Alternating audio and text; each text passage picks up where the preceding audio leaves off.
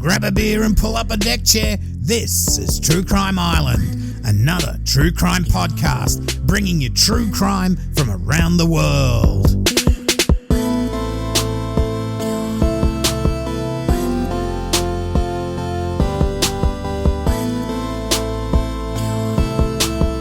Hi, I'm your host Cambo. Grab a beer and pull up a deck chair. This is True Crime Island, another true crime podcast. Hi Islanders, I hope you're all well.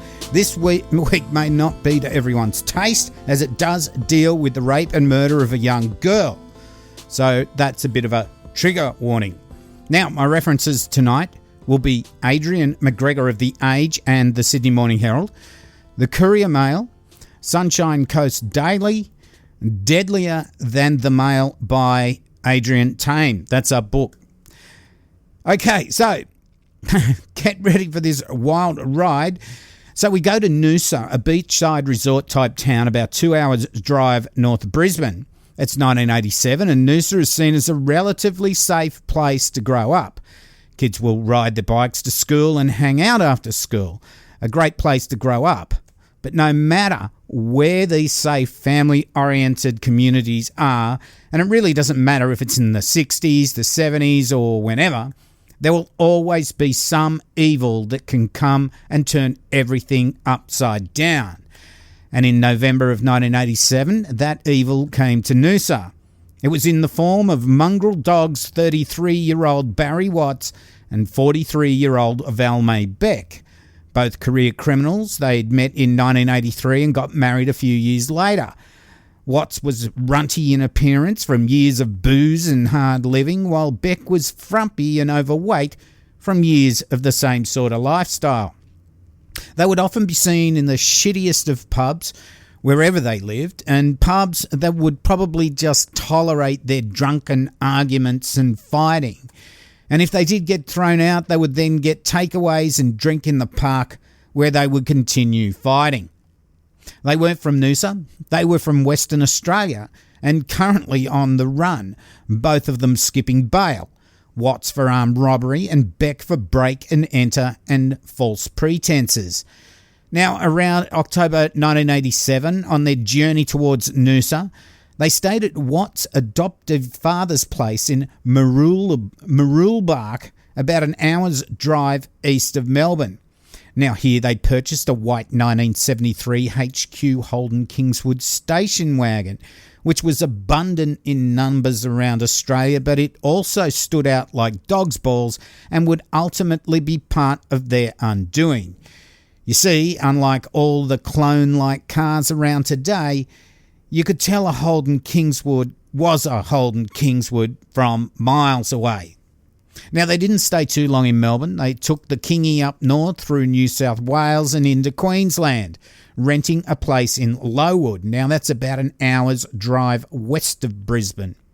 Then on the 11th of November 1987 at Ipswich, about 45 minutes drive southwest of Brisbane, 24-year-old shop assistant Cheryl Mortimer had finished work at Target. By 5:30 p.m, she'd left the store and got in a car to drive out of the car park. Now, she saw a woman approach her, motioning her to stop. As she stopped, the woman asked for directions.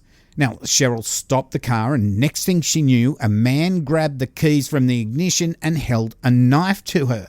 Now, lucky one of Cheryl's workmates saw what was going on and walked up to her car. The man and woman ran off fleeing in a white Holden Kingswood station wagon. Now, there was blood on Cheryl's window, but it wasn't her blood. The would-be attacker had cut himself with the knife and a bloody handprint had been left behind. Now, Cheryl went to police and told them what happened. She told Constable Hall about the white Kingswood, and she thought the Red Joe plates were maybe from New South Wales. She thought it was LLE 439. Now, she told him the woman was about 40-odd and obese, and the guy was about 10 years younger, scrawny and drunk. Constable Hall was able to call the newspapers and get details of the attack published. Now, the cops found a car in New South Wales with those number plates, but it was a Toyota Corolla. And they checked out the owner, but he was miles away, he had an alibi, and he hadn't been anywhere near Ipswich. Now, fingerprints were lifted from the bloody hand marks, but they didn't match anything on file. Now, 2 more nurses from Ipswich Hospital came forward after seeing the attack details in the newspaper. Now, one of them had been approached in a similar manner the night before on the 10th of November, late at night. The attacker had beaten his hands on the nurse's window, trying to get her to open the door, but she was able to drive off and she was terrified. In the second instance, nurse Nicole Close was lured out of her car by a man holding a map asking for directions. Now, she noticed rope and Hessian bags in his back seat, and just by luck, another worker walked past and the guy was startled a bit, and so Nicole took this opportunity. She jumped in her car and sped off. She just had bad feelings. Now, she told police she thought the rego number was LLF 429 and that the car, again, was a Holden Kingswood station wagon. Now, this number plate didn't yield any results either, but police were concerned about the 3 incidents. With no more crimes reported in the following weeks, police hoped either their attackers had moved on or they just got cold feet and stopped. Now, just a disclaimer on the name Nicole Close. Now, I can't for the life of me find my reference to it, so I can't tell you where I saw it or if it's the exact name. Sorry, but I do remember that name. Then on Friday, the 27th of November 1987, Elizabeth Young and Bill Wallace were enjoying a day at Castaways Beach. That's up near Noosa. They noticed a scruffy man in his 30s with bleached hair, but he didn't look like a surfy. He just looked like an old derro in dishevelled industrial work clothes, trying to look the part but totally missing it. Elizabeth thought he looked like a farmer looking for his cows. He stared at them like a weirdo and he seemed to be drunk. Now, Bill moved his car so he could see it better, as it had been broken into before at the beach. Then he noticed his scruffy guy's car. It was a white HQ Holden Kingswood that had Victorian number plates, and he took the details down on a scrap of paper. Now, this was LLE 429. Now, when that car went to leave, Bill and Elizabeth decided to follow it. Now, it headed north past Sunshine Beach and into Noosa Heads. They lost sight of the Kingswood near Pinaroo Park, Noosa Junction. Now, they just let it go for the time being, as they really couldn't go to the cops for seeing a weirdo at the beach, or else we'd be all down at the cops every day. Now, it's around this time that 12-year-old Sian Kingi rode her Malvern Star bike to Noosa Fair Shopping Centre after she finished school at Sunshine Beach School, and she was going to see her mum. Sian had long, straight golden hair and olive skin. Now, she got the hair from her mum, Linda, and her olive skin from her Maori father, Barry. She was shy and good-mannered. Sian was 160 centimetres tall, or 5'6", which gave her a great height advantage when she played netball against her friends. She loved dancing, ballet, and was a happy, loving and active kid growing up in a beautiful community. She was going to meet a mum to pick out material for a dress to go to a birthday party on the weekend. At 4:45pm, they'd finished buying the material for the dress, and Linda Kingi stopped at the bakery at Noosa Fair to buy bread. Now, Sian told her mum she'd ride a bike home via the Pinaroo Park bike track. Linda would walk the short distance home, going through the park rather than around the bike track with Sian. Now, Pinaroo Park was developed in the 70s, but was quite secluded and isolated, even though it's just behind Noosa Fair Shopping Centre and is bounded by quite busy roads. It consists of thick bush surrounding what you might call a lake or a pond, and it wouldn't take long for you to be out of sight. Now, when Linda got home, Sian wasn't there. Linda thought she must have met friends. She wasn't really worried that much at all. It was normal for kids that age to go and visit friends after school, just hang out in the street. But as dusk approached, this made Linda worry. She called out all of Sian's friends. No one knew where she was, and no one had seen her.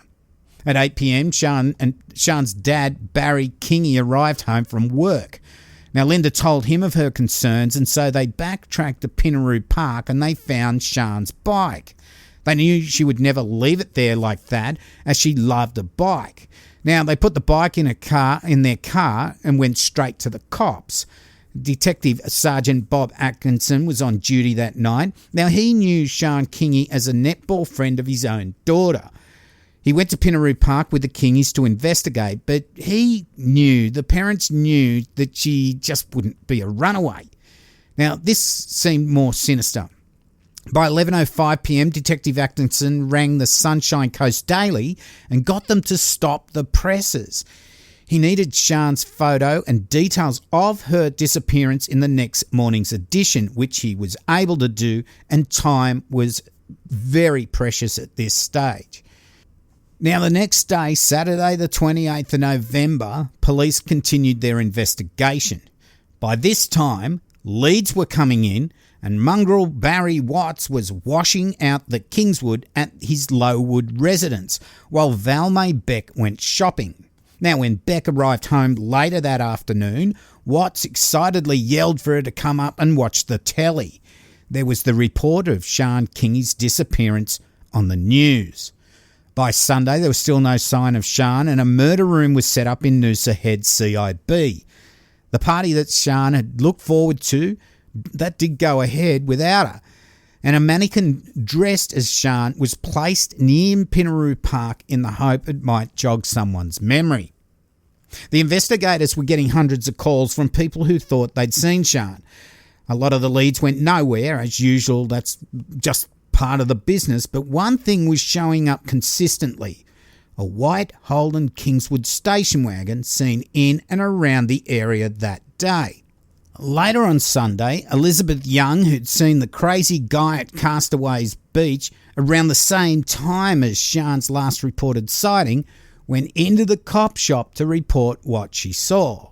She told them about the dishevelled guy she saw on the beach that day, and that her friend Bill Wallace had taken down the rego plate of the car.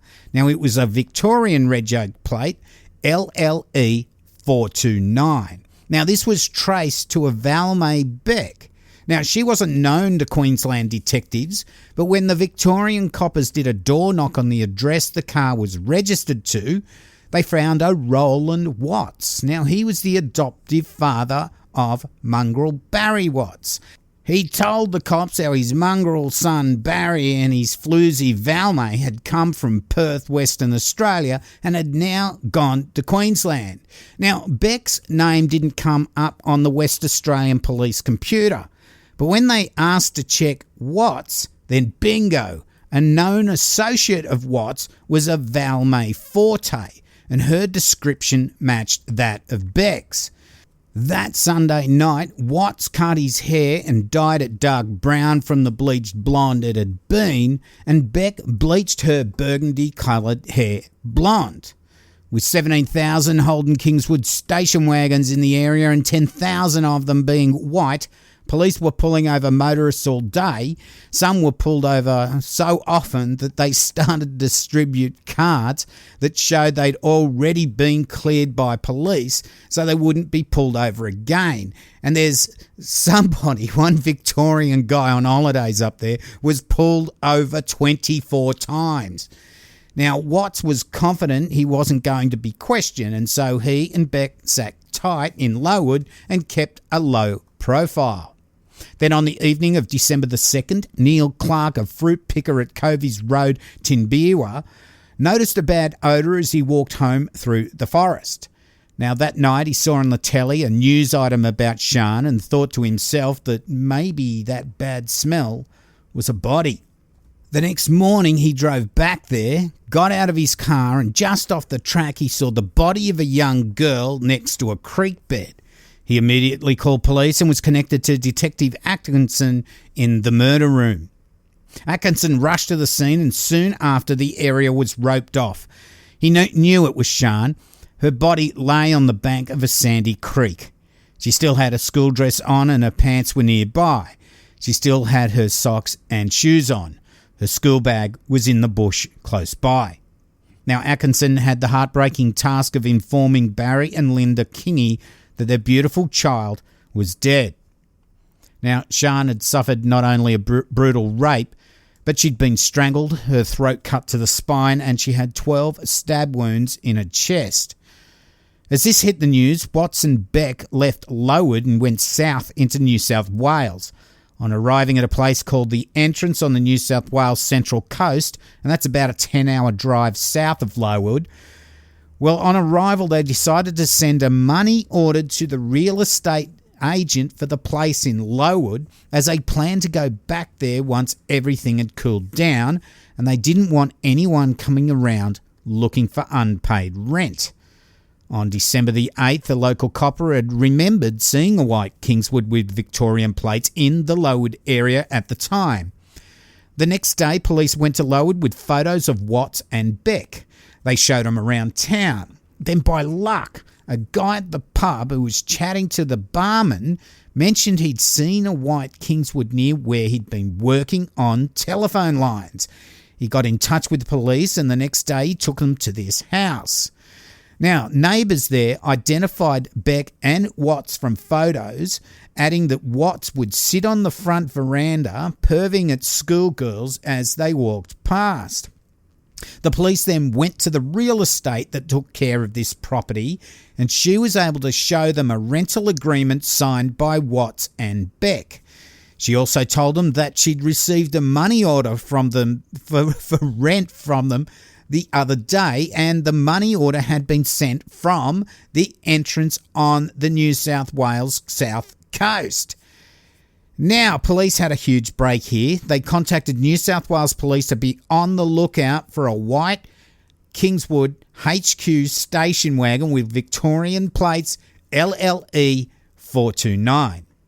Then on the morning of Saturday the 12th of December, an undercover cop saw the car leaving a supermarket, and he followed it to the Tienda Motel at 309A, the Entrance Road, the Entrance. Now, it's now called the Reef Resort, in case you're Googling it. Now, Detective Atkinson and Magnuson flew to Sydney and drove up to the Entrance. At 5 p.m, knowing that Watts was wanted on an armed robbery charge, and that the car they'd driven from Perth to Melbourne and they'd traded it in on this white Kingswood, well, they had that forensically examined, and it had been found that it had had a firearm concealed in it. So they weren't going to knock. Instead, they burst in using a spare key, and Watts and Beck just gave themselves up peacefully. Now, at the Entrance police station, Beck sat on Watts' lap while she held an ashtray for him. Now, when she was questioned later, she told police on the day of Sian's disappearance, they'd argued at the beach, she'd walked off and Watts had driven to Noosa Heads. He'd slept for a couple of hours, then returned and picked her up. On December the 14th, Watts and Beck were extradited to Noosa Heads.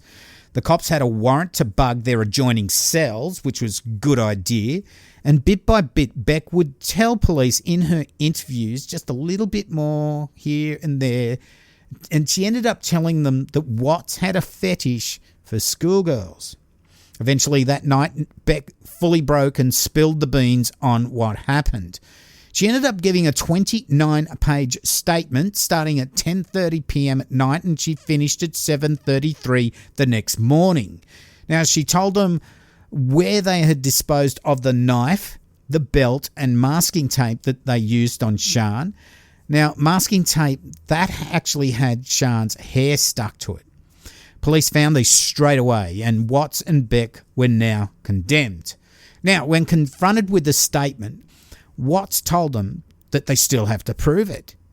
When Beck and Watts were back in their adjoining cells, Watts told Beck, "You hung me good on you.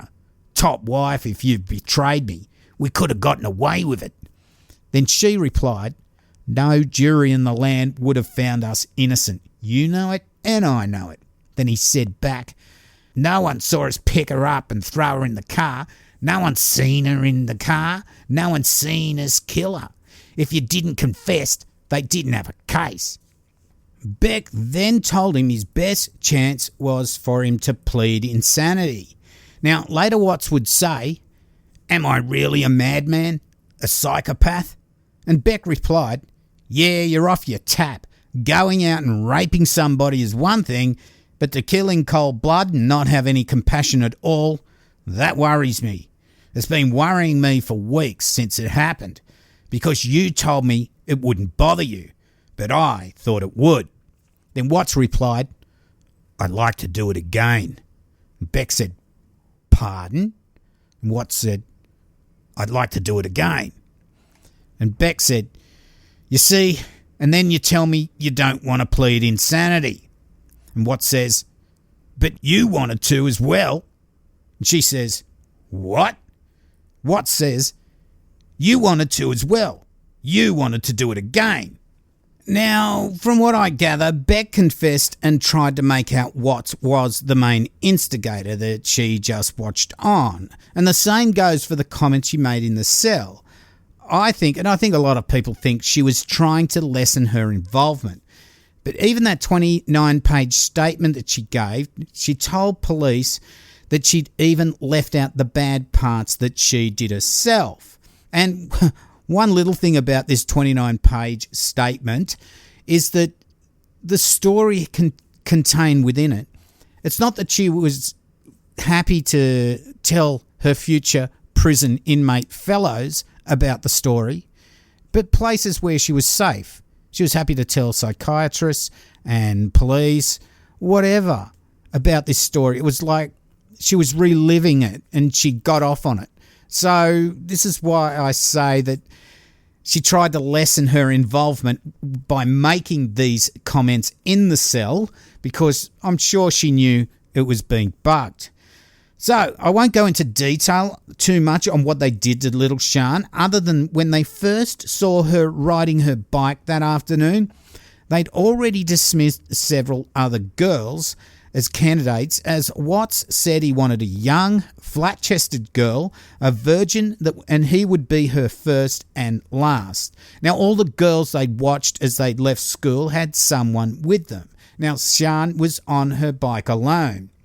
Beck had waved her down, asking Sian if she'd seen her lost poodle.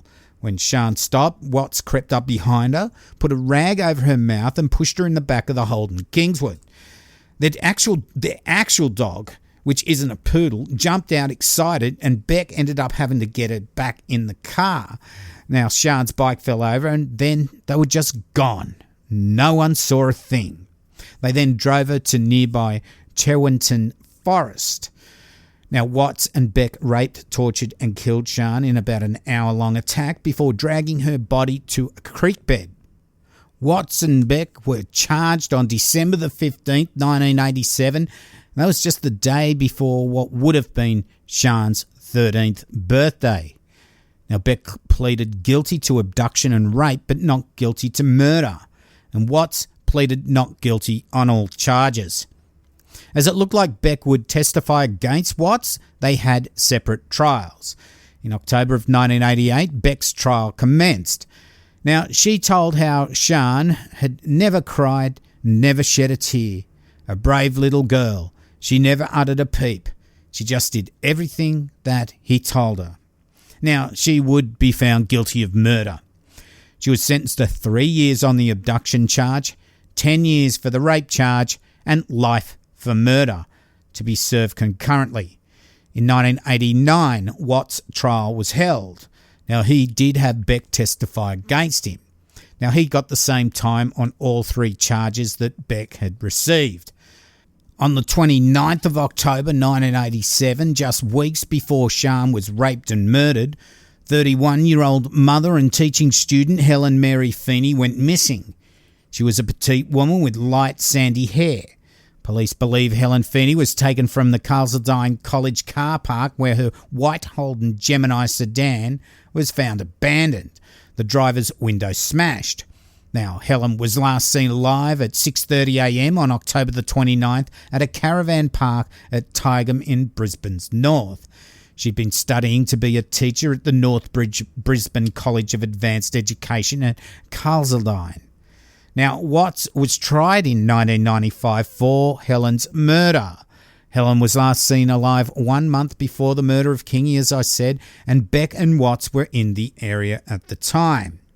Beck gave evidence that Watts had dumped Helen's body and burnt it at a rubbish tip near Lowood, west of Brisbane, and he buried it at another location between Lowood and Wovenhove Dam. Now, her body has never been found. Watts was acquitted of the murder, but police believe Beck knew exactly where Helen's body was buried. Of course, if you have any information concerning this case, please contact Crime Stoppers on 1800 333 000. Watts has been suspected of several unsolved interstate cases involving petite blonde virgins. Now, police don't believe they just started their crime spree with the attacks on the nurses and the department store worker in the month before killing Sian. Now, Beck died on the 27th of May 2008 in Townsville, Queensland. Her time in prison had been harsh and well-deserved. She'd been attacked many times. Once she was hit on the side of the head by a tin can inside the end of a sock. Now, just thinking about that hurts. The first time I'd ever heard about someone using a sock to inflict pain was when Leo Johnson put a bar of soap in the end of a sock to beat his wife Shelley with in Twin Peaks. Now, Beck had been sick. Her weight had ballooned out from eating too much while working in the prison kitchen.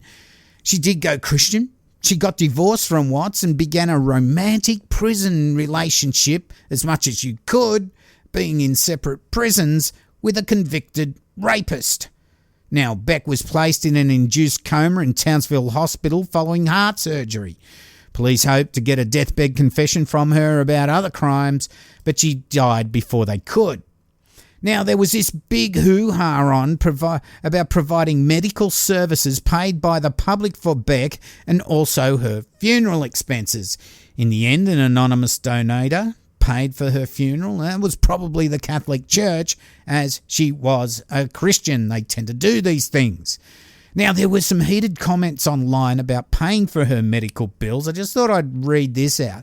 Now, in one article it was posted, "This evil act should not have resulted in bed and breakfast for 20 years. She should have been dragged back to Chewington State Forest and shot." Now, the mother of an 18-year-old baby said, "Prison is no punishment for this animal. She should have been stabbed in a similar fashion to what her young victim encountered." So when Professor Paul Wilson from Queensland's Bond University counted these, he said that Beck had certain rights. Now, he ended up getting cut down pretty fast. This next comment was, "Dills like you claim vermin like Beck have rights. I challenge you to stand up in a Noosa hotel and repeat your waffle in the public bar. I could then preach how the guy who breaks your jaw has got rights and to see if you agree while sucking your dinner through a straw." Wow, that's real fucking Cambo rage. Now, Islanders, what an awful case and how the family must have felt. Linda and Barry Kingi, well, they actually paid for dinner for the detectives looking for Sian just as an act of appreciation. Now, that's just the sort of people they were. When you look at some of these cases, you just wonder how mongrel dogs like Watts and Beck can do what they do. It's easy to understand how people want them to go through the same pain and suffering. At least Beck died in prison and Watts, well, he's still rotting in there. He's given up trying to get parole. Well, that's it for this week, and like I said, what a shocking case. But before I go, a big shout out to all my patrons. Thank you for your support. It does keep the lights on. A special thanks to my new patrons, Daniel McDougall, Brenda Gallo, Jason Forex, Abercrombie is back, and Helen Trevora. Thanks so much. And if you would like to help out, go to patreon.com/True Crime Island. You can now give in your local currency. I'm sure Canadian dollars, UK dollars, and Australian dollars. So it works out a little bit better for you all. If you want to buy me a beer, you can shout me out on paypal.me/True Crime Island. Links to merch, social media, and my YouTube channel. Just go and watch me on there. That'd be nice. Is on my website, truecrimeisland.com, where you can also email me. A big shout out to the Seeing Red podcast, who got some cancel culture on their Facebook page this week because some numbnuts posted a funny meme that Zuckerberg didn't like. So if you've wondered where they've gone, you just have to search for their new group. So, I've been your host, Cambo. You've been listening to True Crime Island. And as I always say, don't forget to delete your browser history. Good night and boom fuckalunga.